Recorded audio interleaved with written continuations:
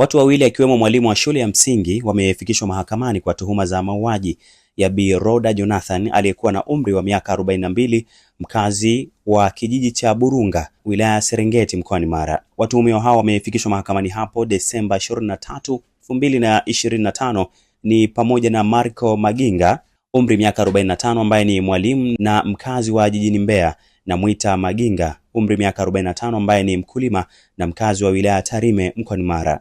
Kwa mara ya kwanza watuhumiwa hao inaelezwa walifikishwa katika mahakama hiyo Desemba 12, 2025 na kufunguliwa shauri lenye namba 23/12/2025 mbele ya hakimu mkazi mkuu wa mahakama ya hakimu mkazi Musoma. Imeelezwa mahakamani hapo kuwa watuhumiwa hao wanadaiwa kutekeleza kitendo cha mauaji ya Bi Rhoda kwa kumkatakata na mapanga sehemu mbalimbali za mwili wake na kumsababishia kifo mara baada ya kumvamia nyumbani kwake Burunga, kata ya Uwanja wa Ndege, Serengeti. Tukio hilo limetokea Oktoba 23, 2025 majira ya usiku, ambapo washtakiwa hao walifika nyumbani kwa Rhoda kwa lengo la kutekeleza mauaji hayo. Watuhumiwa Marco na Mwita wanashtakiwa kwa tuhuma za mauaji kinyume cha sheria cha kanuni ya adhabu kifungu cha 196 na 197. Wakili wa serikali Joyce Matindwa ameeleza mahakamani hapo kuwa shauri hilo limefikishwa mahakamani hapo kwa ajili ya kutajwa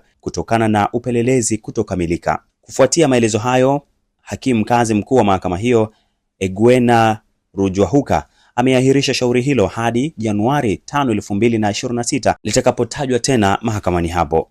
Kwa upande wa familia ya marehemu Bi Rhoda Jonathan ambao wamehudhuria mahakamani hapo, wameelezea kilio chao kuwa yuko wapi mhandisi Wilson Charles, mume wa marehemu, ambaye kwa mujibu wa taarifa ya jeshi la polisi mkoani Mara iliripoti kumshikilia bwana Wilson kama mtuhumiwa namba 1 wa dhidi ya mauaji ya Bi Rhoda ambaye alikuwa mkewe. Jamani, kweli jamani, kwa nini wamwachia? Tunasikitika, yeye ametolewaje?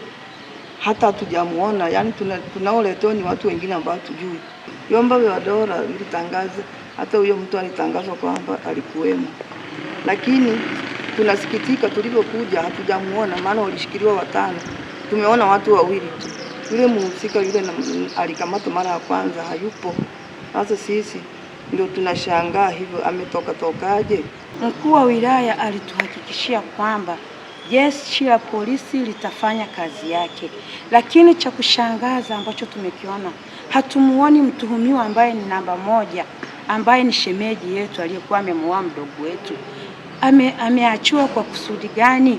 Wamepata ushahidi gani wa kumwachia? Maana mpaka sasa hivi ushahidi haujakamilika. Ni kwa nini huyo mtuhumiwa namba 1 aachiwe? Jamani, sisi kama familia tunashangaa sana na tunasikitika. Kulingana na ule ukatili, haingekuwa vizuri kumwachia. Ni afadhali hata tungekuja tukaona watu watuhumiwa 5, angalau hata mioyo yetu ingepooza kidogo.